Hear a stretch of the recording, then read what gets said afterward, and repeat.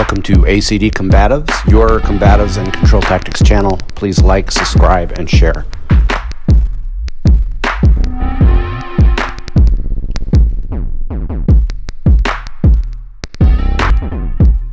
Yeah, some of it is going to work, some of it isn't going to work. It's trial and error. But some of it is how cooperative a bad guy. Now, what do I mean by that? Obviously, the bad guy in the street isn't going to cooperate. But in Krav Maga and Jiu-Jitsu, we have sometimes what's called the bad guy. You have to be a good bad guy. And if I do this and you don't move, you just didn't honor the fact that this would have, even if it didn't knock you out, it would create some kind of motion. So he may not be a good bad guy. But let's say we're here and you throw that punch, you know, boom, boom, boom, and he doesn't recognize that, then just shove him in a way that he can't deny. So like I just put my foot above your knee. We'll get that on video. You came in, I managed to get here. I did the A-frame kick, and then I just did the oblique kick, but I turned it into a push. And then you bam, run away. Hey guys, this video is going to be based on a conversation I had with my training, my student, Aiken. He also trains at another gym, a Krav Maga school, and we were talking about a new student that he was training with. And this is a subject that needs to be talked about. It doesn't get talked about a lot. It just comes with time. But let's try to nip that in the bud and see if we can't help each other out. When you train, especially reality-based martial arts or even jiu-jitsu and MMA, when you're sparring, you have to respect the attack. You have to be a good bad guy. If I throw a punch and I pull it and I only make minor contact with you, let's say in a slight sparring match, you can't just keep walking into it like it's not going to do anything to you. That's not realistic training for you or for your opponent. He's trying to practice a self-defense technique, for example, and that maybe includes a kick to the groin or to the knee, and you don't even flinch.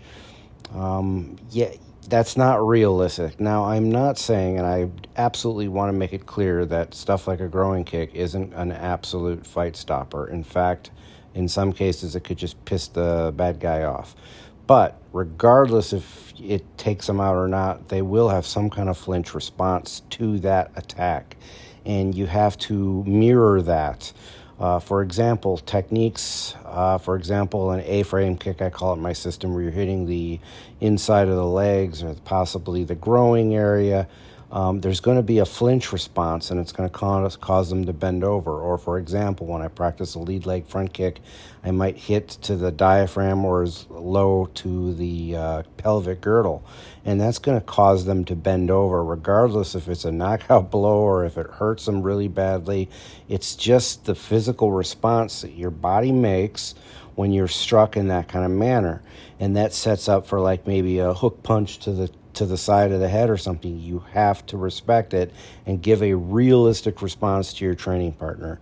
If you don't, you're not only cheating them, but you're kind of cheating yourself, because you're maybe giving yourself a feeling of false confidence, like, I can just stand here. So it's a really important concept to master. And in this training session, you'll see that I was training the oblique kick from like a hook punch defense.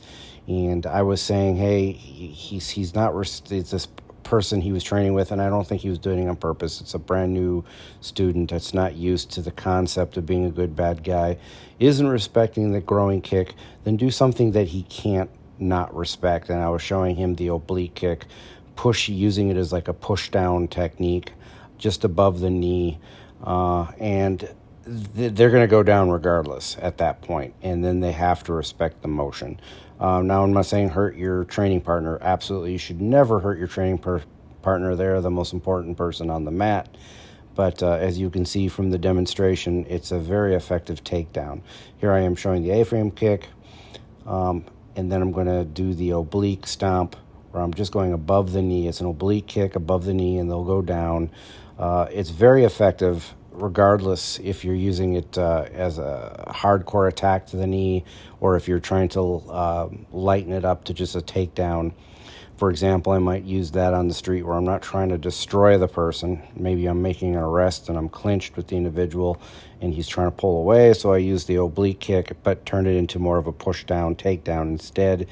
Very effective. In fact, I'll do another video on that technique. I've shown it before, but I think it deserves a video.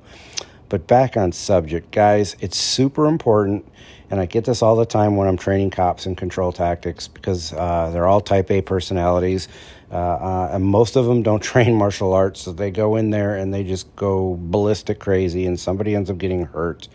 You have to relax. You have to be a good bad guy.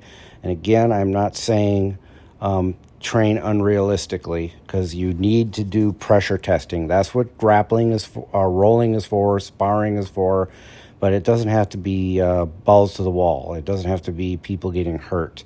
But when you do a light spar, or when you're practicing techniques like in a self-defense situation, you have to react in a realistic manner. And again, you should never train that I kick you in the groin and it's going to end the fight. I truly don't believe that is true. I've been a cop for 24 years.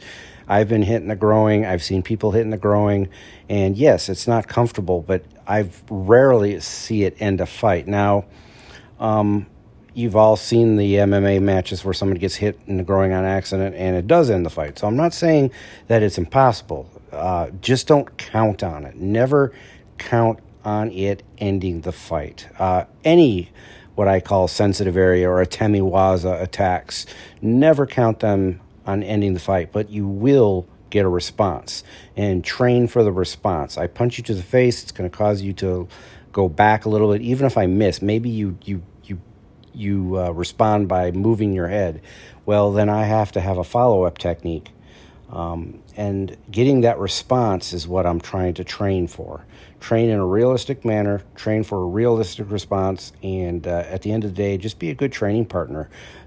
There is definitely a time and a place for sparring and for rolling and real pressure testing, but when you're learning the technique, that's not the time, but you still need to be a realistic partner. All right, guys, I hope I got my point across. Everybody stay safe, and contact me if you have any questions. Let's roll. Hey. Let's be careful now.